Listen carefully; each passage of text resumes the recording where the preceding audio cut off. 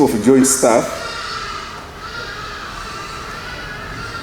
directors and other officers who are present, invited guests, our friends, the media. I will not say much more than that. Our friends, the media. Ladies and gentlemen, now I wish to begin by giving some two pieces of advice. The venue for this meeting, I abruptly changed it because, one, the original venue is a hospital. There are patients coming, visitors are coming to see the patients, there are workers there, so we would be an inconvenience to them. Now, secondly, according to Dr. Byerohanga, his letter he wrote to me, he said the medical officers wanted to interact with the IGP. Now, most of you, I'm aware, have hardly come to police headquarters. If at all, it could have been once or twice. But our friends, the media, are always here. So I said, no, my officers should come here and use this free facility.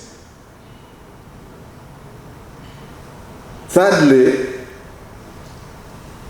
to avoid inconveniencing the public, my security detail here would have sealed that place. Now, how would a patient come in? Easily. So I decided that we change and come here. Now, I want to advise my OB, by the way, is my OB. We were together in Namiliango College. I don't know whether you were a rugger or a boxer. Me, I was a boxer and a rugger.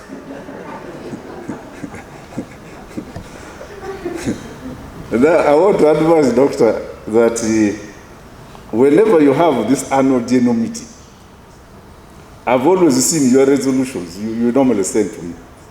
The officers normally raise a number of issues. I would advise that you invite officers from HRA here, officers from human resource, from training, human resource development, the undersecretary, that is the man of finance, the chairman Exodus, the directorate of logistics and engineering, and welfare. They should come here to interact with these officers. Even if you give them 30 minutes, each one of them, they make a presentation, then the officers ask them what they have. So that, I think that would be much better. Now, having said that, I take this opportunity to welcome you all for this opening of the Uganda Police Health Services AGM, where you intend to discuss the role of the Uganda Police Health Services and the challenges the Directorate faces as it continues to evolve. I would like to begin by thanking the Director of the Uganda Police Health Services and your team for organizing this specific meeting. In fact, this is the only directorate I've seen organizing such an AGM.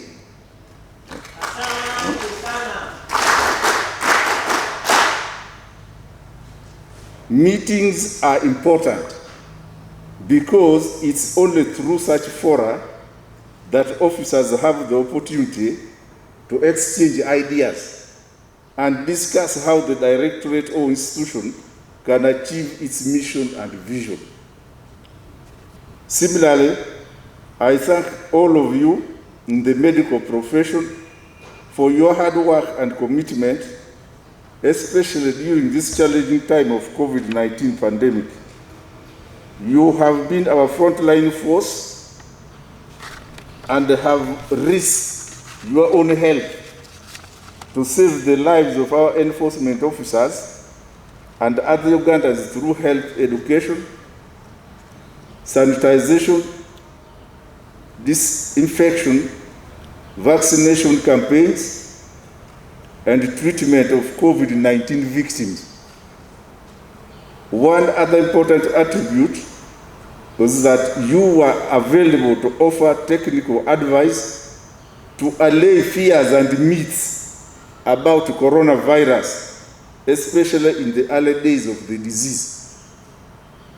Equally, there are various benefits that the police community has gained from the customized health care of the police health services, not found in other facilities such as evacuation of officers and family members during accidents, visiting patients at home and in hospitals, not forgetting attending to officers and families at all police clinics at no cost. For the medical legal services, police health centers and doctors have been vital in examining suspects, injured persons, victims of gender-based violence, and performing post-mortem. The police management is grateful, and we have a lot of trust in you as our own medical staff regarding discipline, honesty, and ethics, among others, given that almost all of you are police officers. Therefore, high levels of integrity, as the Chief of Joint Staff was saying, high levels of integrity are still required in the execution of your daily work, since your professional call involves saving lives of people or making key decisions. Consequently, as police health workers, you should never exhibit any corrupt tendencies. Our policy here is zero tolerance to corruption. As police management, we take serious note of the challenges faced in the execution of your duties, but promise that we shall continue putting in place measures to ensure that you have the necessary protective equipment needed to perform your tasks, remain safe, and stay alive. Relatedly, the UPF management has embarked on capacity building of the Directorate of Health Services by targeting professional training, promotions, and the recruitment of more health workers, among others. And this time around, I will ensure that as many of medical officers as possible are promoted.